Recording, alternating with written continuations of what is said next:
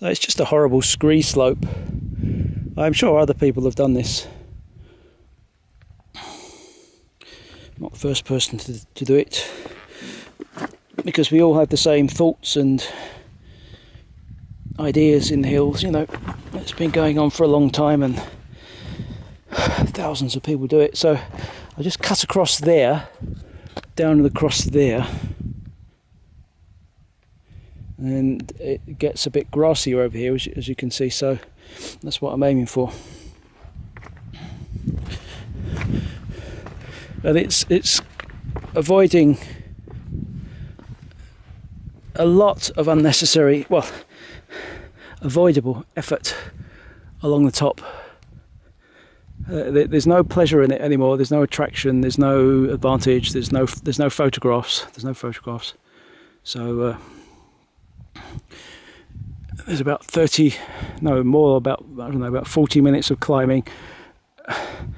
You know, at the end of the day, when you're exhausted, it's the last thing you want, and there's no reward.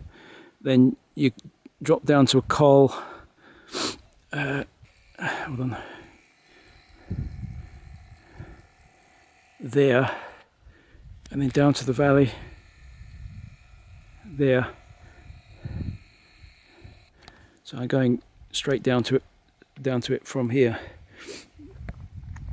And there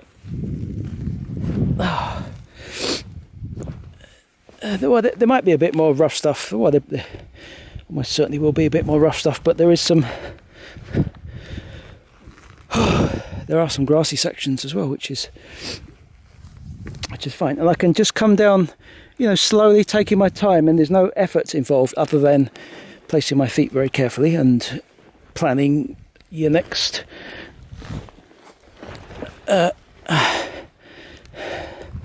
direction and your little path ahead, all that stuff, you know. But there's no physical effort as such.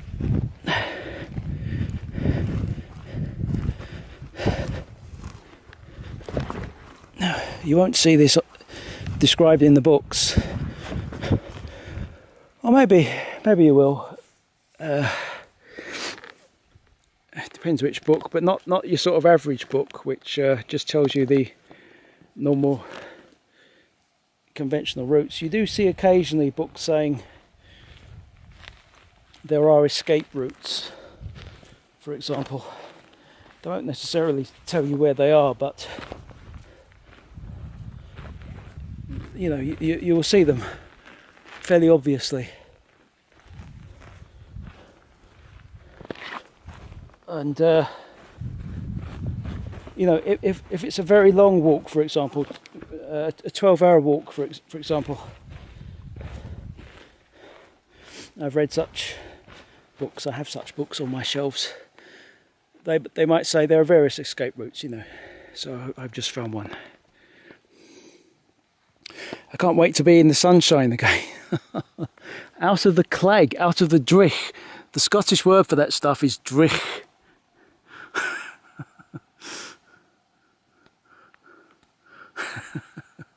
And look, it's sunny and lovely down there.